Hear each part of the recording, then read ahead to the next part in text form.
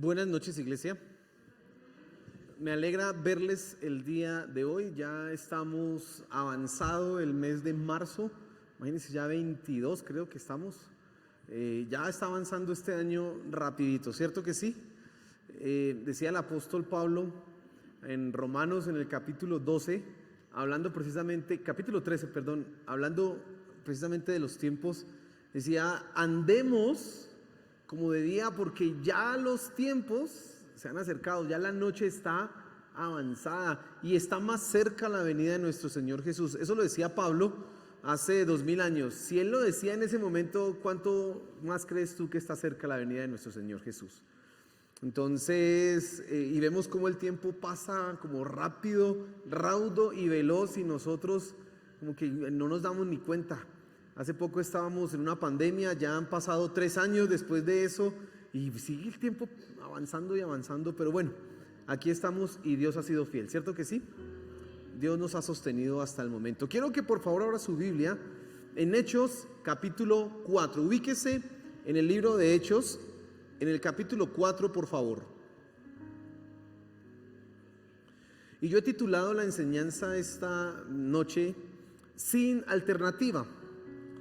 Y quiero que tengas en cuenta ese título, porque ahorita vas a entender por qué es sin alternativa. Pero antes de meternos un poco de lleno en el pasaje que quiero que miremos y tengamos 2 reflexiones y una consecuencia de eso, una conclusión, quiero que pienses un momento cuando nosotros hablamos de evangelismo o de compartir de nuestro Señor Jesús a las personas que no conocen de Él. Quiero que pienses la importancia, o sea, lo fundamental que es comprender eso de lo que estamos hablando. Pienso yo que a veces nosotros no entendemos lo fundamental, lo trascendental, lo importante que es el mensaje que nosotros damos, y por eso entonces o no hablamos o nuestro mensaje pierde fuerza. Sí, pues digo pierde fuerza porque cuando alguien tiene una dificultad, nosotros no le hablamos de Cristo como la solución, como el quien puede resolver sus problemas, sino que, bueno, que Dios que te vaya bien, como que podemos mencionarle a veces de Cristo, pero no con la fuerza que se necesita. Y eso es porque no entendemos lo importante de lo que estamos hablando. Se pierde fuerza, pero también se pierde algo que es el sentido de urgencia. Y el sentido de urgencia es eso que les mencionaba hace un momento: el tiempo está avanzando rapidísimo. Nosotros estamos viendo cómo los años van corriendo veloz, las hojas del calendario están cayendo. Y si Pablo decía hace 2000 años que los días y que la venida de nuestro Señor Jesús estaba cerca, pues ahora sí que más está cerca. Pero como no entendemos lo importante del mensaje que estamos hablando, pues no lo hablamos con urgencia. No vemos que las personas necesitan escuchar sí o sí de Cristo, y no pensando en que de pronto puedan morir en cualquier momento, sino que el Señor Jesús puede venir en cualquier instante y ellos se pueden quedar sin escuchar ¿de quién? De Cristo. Pierde la urgencia. Yo mencionaba hace unos días que es como aquel que va a vender un producto y no está convencido de lo que vende. No un vendedor que intenta a usted venderle algo, pero bueno, pues no es como muy bueno, pero pues se lo vendo. Pues es más barato que otros. Pues de pronto por lo barato es que es más malo. Pues no sé, pero pues mira a ver si lo compra. ¿Quién vende así? Nadie vende así. Usted necesita demostrar todos los beneficios, todas las ventajas que tiene el producto que está vendiendo. Pues a veces nosotros nos olvidamos del mensaje tan importante que estamos dando. Como nosotros estamos en un contexto de evangelismo, y a mí me interesa que nos metamos en estos días previos a Semana Santa a entender por qué tenemos que evangelizar y de alguna manera tener algunos recursos para hacerlo. Quiero que hoy hablemos precisamente de que no hay alternativa. Y entonces vamos a leer Hechos capítulo 4, versículo 12, y este es un pasaje muy conocido y usted le va a prestar atención. Es muy cortico y muy sencillo, y dice así el versículo 12: y en ningún otro hay salvación, porque no hay otro nombre bajo el cielo dado a los hombres en que podamos ser salvos. Señor, háblanos esta noche. Que en ese momento que vamos a reflexionar, a meditar en tu palabra, en lo que esto implica que nosotros seamos enseñados, instruidos en ella. Por favor, Padre Celestial, háblanos, te lo suplico, háblanos en este momento. Que entendamos la importancia del mensaje que tenemos entre manos, el privilegio que nos has dado, Señor, de proclamar tu nombre a quienes no te conocen, que lo podamos entender. Gracias, Señor, amén y amén. Y vuelvo a leer el pasaje como para que usted lo tenga en mente y no se le olvide, y dice: y en ningún otro hay salvación. Es Pedro el que está hablando ante el concilio, ante los sacerdotes que los han llamado, porque ellos, en el pórtico de Salomón hubo un milagro, un cojo se sanó y mucha gente se convirtió. Dice que 5,000 hombres creyeron en el evangelio por causa de ese milagro y de la predicación. Y pues los llamaron: venga, ¿y ustedes qué es lo que están predicando? ¿De quién es que están hablando? ¿En el nombre de quién? Y entonces en eso es que Pedro dice: y en ningún otro hay salvación, porque no hay otro nombre bajo el cielo dado a los hombres en que podamos ser salvos. Quiero que en primera instancia usted se fije en la mentira de las alternativas. Cuando nosotros hablamos de alternativas, nosotros estamos pensando en la posibilidad de encontrar caminos alternativos para llegar a la misma meta, y los dos son igualmente ¿qué? Válidos. Se ha instalado de alguna manera en la mente de las personas que hay caminos alternativos para ser salvos. De alguna manera ellos están creyendo que es posible alcanzar la salvación fuera de ¿quién? De Cristo. Eso lo está creyendo la gente. Algunos cristianos han leído estos pasajes, han escuchado estos pasajes, pero en su manera de predicar o en su manera de evangelizar, en su manera de visualizar lo que está sucediendo alrededor, también creen esto, que hay ¿qué? Alternativas. Y para que usted entienda un poco, es como, le voy a dar un ejemplo. Si yo voy a ir al norte de la ciudad, de Bogotá, yo puedo tener diferentes caminos para llegar. Tengo diferentes opciones. Me puedo ir por la autopista sur y coger la Norte Quito Sur y llegar, o puedo coger por la avenida Boyacá, o por la avenida 68, o por la avenida Ciudad de Cali, o puede dar una vuelta más terrible, subirse por allá a la 10ª, a la Caracas, y coger hacia el norte, o por la circunvalar. Y finalmente todos van a llegar ¿a dónde? Al norte. La diferencia es que uno se demorará más, uno se demorará menos, pero finalmente cualquier camino es ¿qué? Válido. Cualquier opción que usted tenga lo va a llevar a su destino. Si la vida espiritual fuera así, no habría ningún problema. El asunto es que la vida espiritual no funciona de esa manera. Y la mentira que se ha instalado en la gente, en la mente de las personas, es que hay caminos alternativos. ¿Sabe qué están pensando las personas? Que las religiones, todas, son expresión del pluralismo y de la diversidad humana y de su manera de acercarse y buscar a Dios, y que, y esto es lo más interesante, indefectiblemente todas llegarán ¿a dónde? A Dios. Están diciendo que el que cree en Buda, o los hinduistas, o los que creen en Alá, o los que creen en esas cosas, todos indefectiblemente van a llegar ¿a dónde? A Dios. Eso suena bonito, porque ellos están pensando que la intención del corazón de la persona, lo que hay en su interior, es lo más importante al momento de buscar a Dios. No estar en el camino correcto, sino la intención en el corazón, aunque sea que incorrecto. Por eso hay gente que dice: no, es imposible que Dios vaya a condenar a unos que están convencidos de su fe y que están adorando a dioses falsos, pero que son sinceros, simplemente están engañados. Hay gente que piensa así, aún en el interior de la iglesia.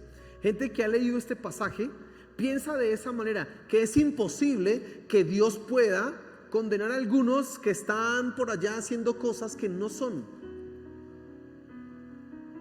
Pero cuando tú lees el pasaje que dice ahí: y en ningún otro hay salvación, porque no hay otro nombre bajo el cielo dado a los hombres en que podamos ser salvos, es una declaración exclusiva. Es una declaración única que no permite alternativa.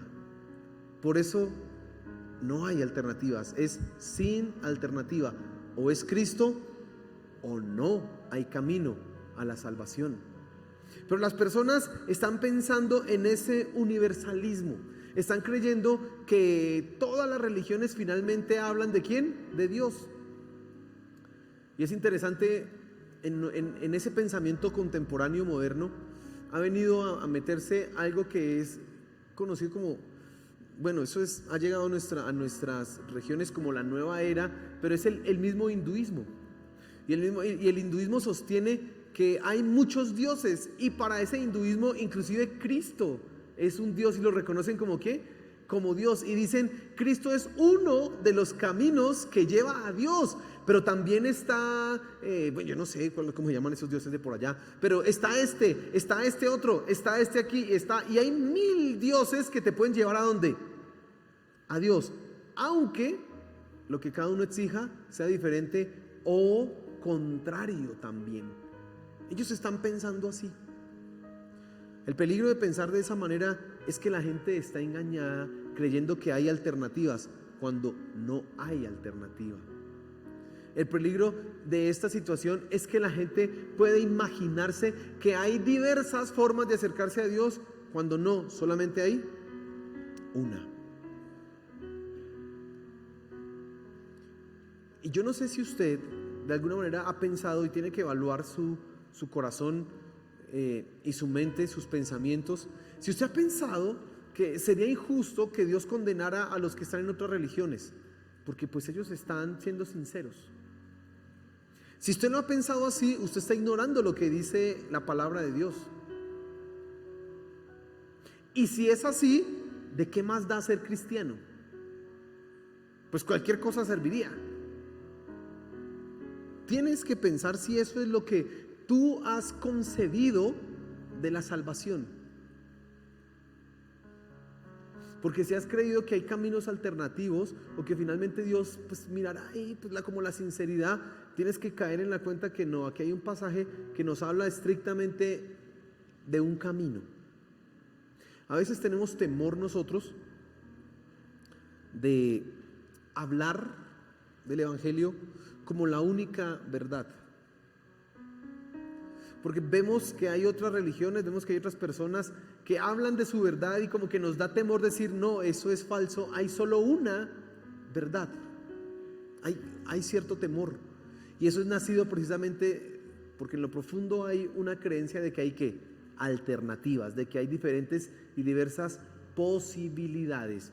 Pero lo cierto, y eso es lo que quiero que te fijes en segundo lugar, es que solo hay un camino. Y vuelvo a leer el versículo, dice: y en ningún otro hay salvación, porque no hay otro nombre bajo el cielo dado a los hombres en que podamos ser salvos. Solo hay un camino. El Señor Jesús en Juan 14 dijo: yo soy el camino, la verdad y la vida, y nadie va al Padre si no es por ¿quién? Nadie va al Padre si no es por el Señor Jesús. Solo hay un camino, y es estar ¿en quién? En Cristo. Digamos que para ser salvo no hay alternativa, pero sí hay dos alternativas: estar en Cristo o estar sin Cristo.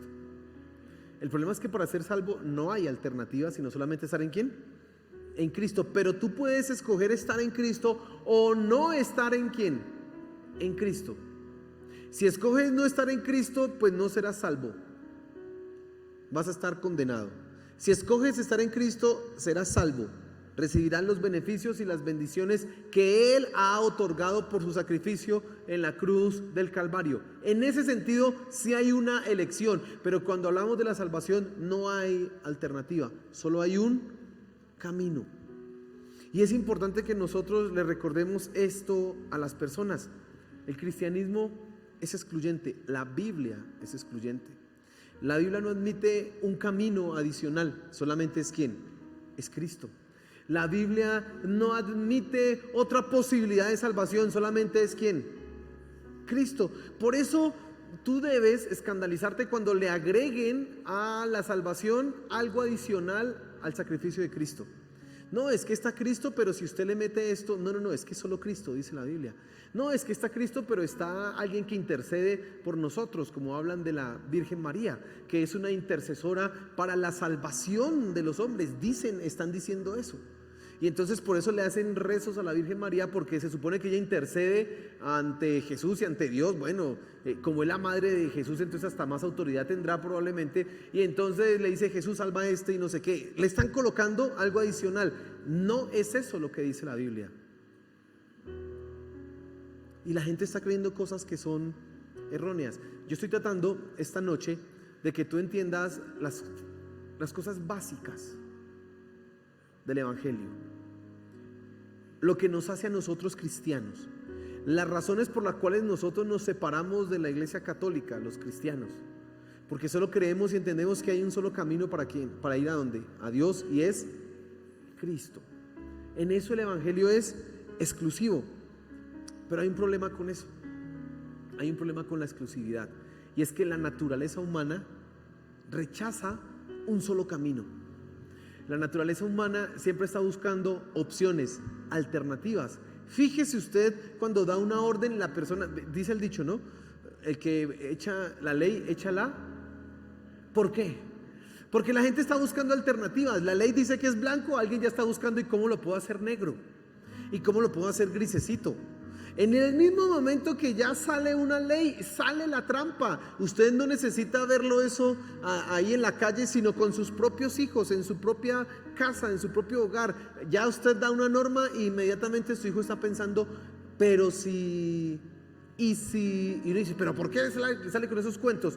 Porque eso está instalado en la naturaleza del ser humano. Por eso es que el ser humano se ha inventado caminos alternativos, y cuando escucha que solo hay uno, eso es chocante, porque su naturaleza no quiere someterse a esa exclusividad, a ese único camino. Entonces es reticente a escuchar precisamente eso, porque un solo camino implica un sometimiento a ese camino, y pues no es chévere, porque si ese camino no me agrada, o ese camino me exige cosas que no me agradan a mí, pues voy a buscar algo que sea más agradable, algo que sea más conveniente, algo que no me implique tanto sacrificio. Y tú debes saber que cuando estás evangelizando a alguien, las personas están buscando ser salvas, pero a su manera. Están buscando ir al cielo, pero a su comodidad.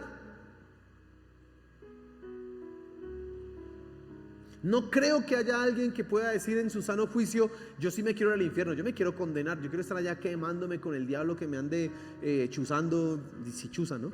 Todo el infinito. No creo que alguien en sano juicio diga eso. Todos quieren ser salvos. El problema es que lo quieren hacer a su manera. Yo quiero ser salvo, pero quiero disfrutar la vida. Pero yo quiero ser salvo, dice la gente. Yo quiero ser salvo, pero ¿por qué toca dejar de ir a las fiestas? ¿Por qué toca dejar de bailar para ser salvo? Y le preguntan a uno: ¿y qué problema hay con bailar? ¿Pero qué problema hay? ¿Qué pecado? Y le hacen a uno esas preguntas porque ellos quieren ir al cielo, pero seguir haciendo lo que les place. Quieren seguir manteniendo sus conductas, sus prácticas, sus maneras de hacer las cosas, pero quieren obtener los beneficios. Y así no es. Como el camino al cielo es exclusivo, solo hay uno. O te sometes a ese camino, o no estás en ese camino. Y el ser humano choca con esa realidad. Al ser humano no le gusta escuchar eso de que solo hay un nombre bajo el cielo dado a los hombres en que podamos ser salvos, que solo hay un camino que nos da vida, porque ese camino, y Dios en eso es exigente, es de esta y de esta y de esta manera que serás salvo. Y al ser humano eso no le gusta. Por eso usted se va a enfrentar precisamente a esa idea: es que a mí le van a decir a usted: yo tengo una relación con Dios. No, yo amo a Dios, pero es que no me gustan las iglesias, porque creen que las iglesias les ponen reglas que a ellos no les gustan. No, a mí me gusta Dios, pero no me gustan las iglesias. Algunos dicen: a mí me gusta Jesús porque Él es amoroso, pero no me gusta la institución religiosa que habla de Jesús porque nos pone reglas. Esa es gente que quiere ser salva, ¿cómo?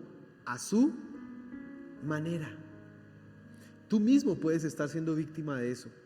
Tú mismo en tu práctica puedes estar pensando que yo quiero ser salvo, me gusta esto de la iglesia, me gusta esto, pero es que esto cuando empiezan con esto, cuando la Biblia dice esto no entiendo, cuando el pastor habla de esto, ay, no me gusta y esto no, como que no, tú puedes estar siendo víctima de esa misma pensamiento, no creyendo que hayan caminos alternativos, creyendo que Cristo es el camino, pero no sometiéndote absolutamente a Él.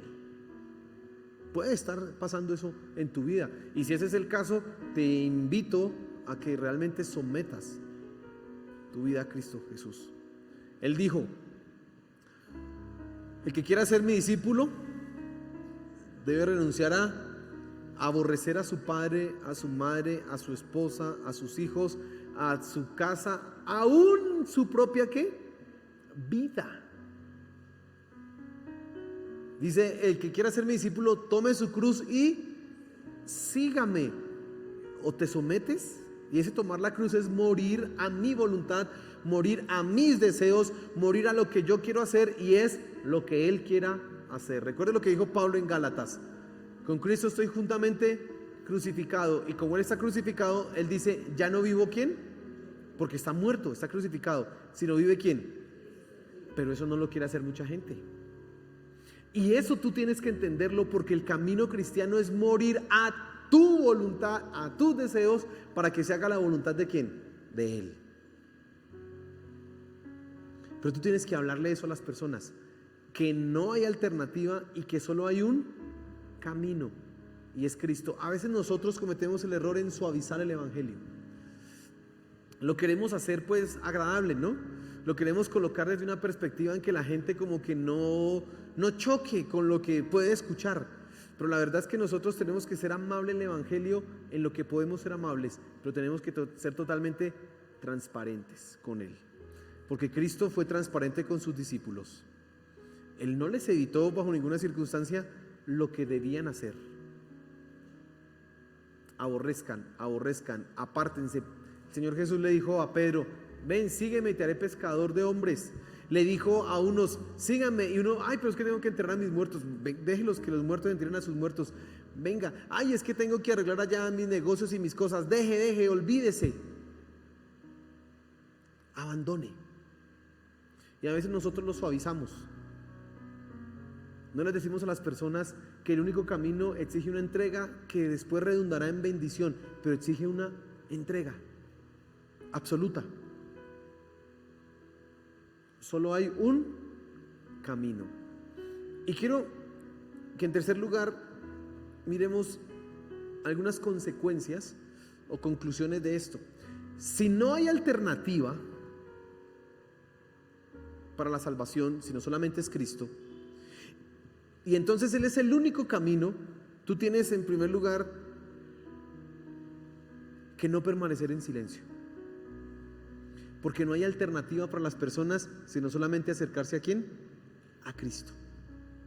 Si tú lo entiendes de esa manera, tú no vas a permanecer en silencio, porque dices: es que se van a perder a menos de que estén ¿en dónde? En Cristo. Porque si no están en Cristo, es que no hay solución. No es que no, pero él es buena persona. No, pero es que él se porta como que bien. No, él es muy honesto, hasta más honesto que muchos cristianos. No, si no está en Cristo, de nada sirve. Eso es un aliciente para que tú hables, porque si no hay alternativa, no puedes permanecer en silencio. A veces nosotros estamos pensando que hay un momento indicado para hablar de Cristo, que hay un momento indicado para hablarles a las personas del evangelio, y yo quiero decirte lo siguiente: el momento indicado para hablar de Cristo es siempre. Que seas sabio para hacerlo es diferente, pero siempre es el momento indicado para hablar de ¿quién? De Cristo. En el contexto en que tú estés, siempre tienes que hablar de Cristo. Puedes hablarlo de manera directa, pronunciando su nombre, o puedes hablarlo de manera indirecta, pronunciando lo que Él ha hecho, para que después te pregunten: ¿y cómo? Por medio de Cristo. Pero no puedes dejar de hablar de Cristo, porque la gente no tiene alternativa.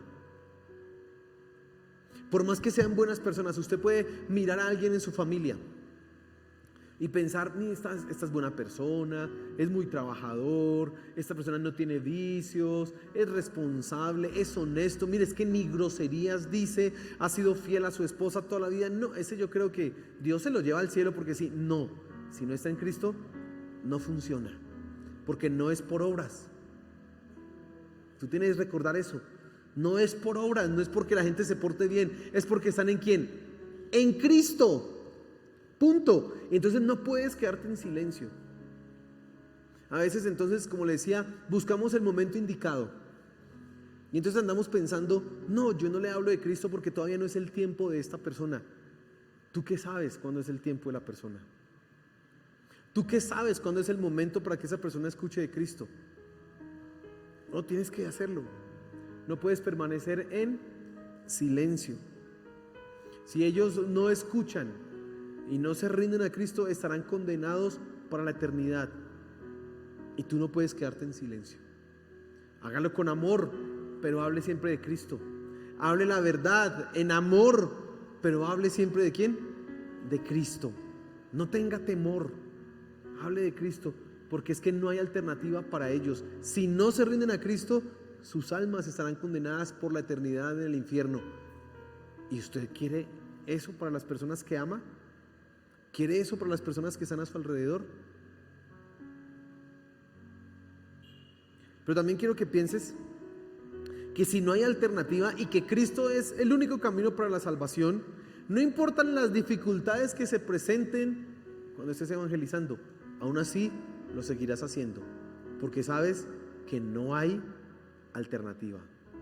El pasaje que acabamos de leer está en un contexto de persecución. Pedro fue llevado ante el concilio, ante los sacerdotes, porque mencionaba eso al comienzo. Se había dado un milagro en el pórtico de Salomón. Un cojo fue sano.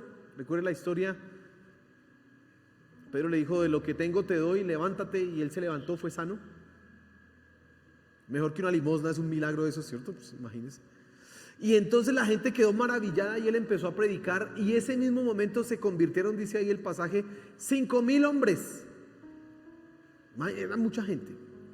Y entonces los sacerdotes empezaron a decir: venga, ¿qué es lo que está pasando acá? Y llamaron y llevaron a Pedro ante el concilio y lo amenazaron. Le dijeron: los exhortamos a ustedes que no hablen más en nombre de ese nombre, que no prediquen en nombre de ese nombre, válgame la redundancia.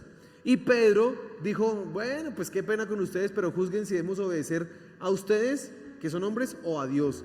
Y Pedro dice: vamos a obedecer a Dios antes que a los hombres. Así que les dijo en la cara: vamos a seguir predicando de Cristo. ¿Y qué van a hacer? Punto. Fue básicamente lo que dijo Pedro. ¿Qué pasaría si no solamente el rechazo es lo que nos sucede en nuestra labor evangelística? El rechazo es que tú vas a entregar un tratado y una persona lo mira así como raro y no quiero. O usted golpea una puerta, o usted le está hablando a alguien: ay, mire, qué bueno que usted sea cristiano, pero a mí no me interesa. Ese rechazo es duro y usted: yo no quiero. Y es más, por ese rechazo mucha gente se queda por temor a que pase ese rechazo, decide no hablar. Pero ¿qué pasaría si es la ley o el gobierno o las autoridades las que le dicen: oiga, no predique eso, no hable en nombre de ese tal Jesús, porque si no lo vamos a echar a la cárcel? Pedro fue muy claro en lo que tenía que hacer. Vamos a predicar pase lo que pase. Cuando tú entiendes que no hay alternativa, que no hay otra opción, y tú ves la perspectiva de la eternidad de las personas, tú no te quedas en silencio, aunque hayan dificultades. Porque tú estás viendo no solamente este año.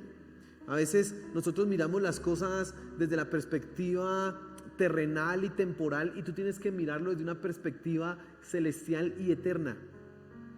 Aquí puede que la gente esté bien. Tú los ves bien, los ves como contentos, gordos, rellenitos. Eso están bien, chévere.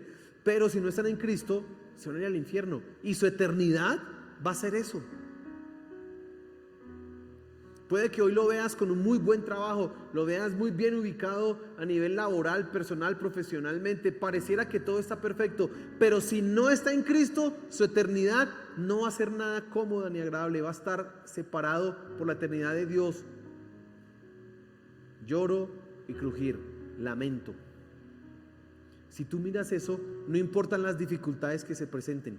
No importa el temor, no importa si hay vergüenza, porque tú sabes, es que no hay alternativa. Y si yo me quedo en silencio, esta persona va a estar condenada.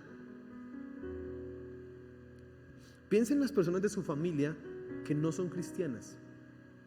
Piense en sus hermanos, en sus hermanas, en su esposo, en sus padres, en sus hijos, en sus primos. ¿Usted quisiera verlos en el infierno? Yo sé que usted me dice que no. ¿Y entonces qué está haciendo? Estoy orando por ellos. Pues muy bien, amén, siga orando, pero tiene que hablar, porque la fe viene por el oír, y el oír de la palabra de ¿quién? No solamente por orar, necesitan que escuchar. Y tú has sido comisionado por Dios para que ellos escuchen el evangelio. El Señor Jesús dijo: no hay profeta sin honra, sino ¿en dónde? En su propia tierra. Y a veces ese temor nos hace a nosotros quedar en silencio, pero aunque el Señor Jesús entendía esto, aún así Él predicó en Nazaret. Él hizo, aunque la gente lo rechazaba porque conocía su infancia y conocía todo eso, ¿quién es? Vean, pues lo conocíamos, pero Él siguió. De la misma perspectiva tú tienes que seguir. Aunque tú no seas el que logre que las personas rindan su vida a Cristo, tú sí tienes que seguir hablando, sembrando la palabra de Dios, porque no hay alternativa para ellos, a menos de que estén en Cristo. Y termino diciéndote que tampoco hay alternativa para ti si rehusas predicarles el evangelio, porque tú eres la luz para ellos, tú eres la esperanza para ellos. Están engañados, están confundidos, están perdidos, pero tú eres el que los puede guiar ¿a dónde? A los pies de Cristo. Tú eres el que puede ser usado por el poder de Dios para que entreguen sus vidas a Cristo. No hay alternativa para ellos, y tampoco hay para ti, porque al momento de tú saber la verdad y saber que ellos no la saben, eres responsable. A nosotros en el colegio nos enseñan algo que es hacer el primer respondiente. Y el primer respondiente es esa persona adulta, responsable, que se da cuenta de un suceso en el colegio, pues en el salón. Entonces en el salón un niño sufrió un accidente, se cayó, o una pelea, o alguien tuvo una crisis de salud, un ataque, una cosa así. Yo soy el primer respondiente. ¿Y sabe qué dice la ley? Que yo no me puedo hacer el bobo por ahí, el loco, cuando a alguien le pasó algo. ¿Se cayó? Bueno, dígale a su mamá. Yo no me puedo hacer el loco. Yo tengo que reportar eso inmediatamente a la instancia que corresponde. Y hay un diagrama de flujo que dice: si hubo herida, haga esto; si no hubo herida, haga esto; si hubo lesión, haga esto; si hubo una comisión de un delito, haga esto. Yo tengo que hacer absolutamente todo eso, porque si no, penalmente a mí la ley me cae encima, porque yo era el respondiente de esos muchachos, de esos niños. Eso es una responsabilidad que uno tiene, ser el primer respondiente. Tú eres el primer respondiente ante Dios por tu familia que no conoce de Cristo. Y en un momento Dios va a decir: tú sabías la verdad, ¿y por qué no les dijiste? Tú conocías el camino, ¿y por qué no les dijiste? Tú sabías que para ellos no había alternativa, ¿y por qué te quedaste en silencio? ¿Qué le va a decir usted a Dios? Esa pregunta será terrible, ¿no? Donde el Señor, donde nuestro Dios nos diga: ¿y tú qué hiciste? Por eso mejor hablemos, porque no hay alternativa para ellos y tampoco para nosotros. Amén. Póngase en pie, por favor.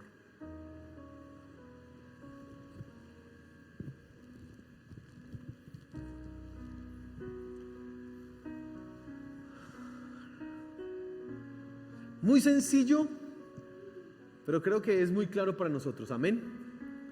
Simplemente no hay alternativa, ni para ellos ni para nosotros. Tenemos que hablar, amén, sin temor, sin miedo, hablarles de Cristo. Ellos necesitan escuchar el evangelio. Señor, aquí estamos. Perdónanos cuando hemos sido indolentes y no hablamos a las personas que están engañadas, pensando que otro les hable, o que en algún momento tú quizás entonces los perdonarás, aunque no se hayan rendido ante Cristo. Pero la realidad es que tu palabra es clara, y solamente en Cristo podemos ser salvos, solamente en Él.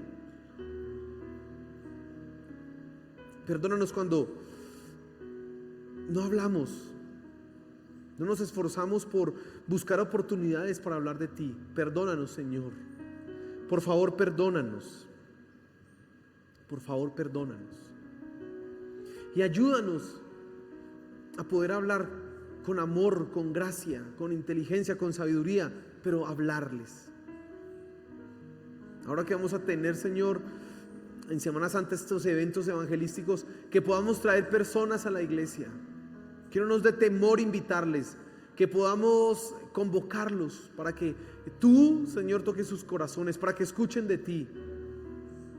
Pero también úsanos para ser los instrumentos que hablarán de ti a personas y que puedan llegar a conocerte, Señor. Por favor, ayúdanos, Señor. Amén y amén.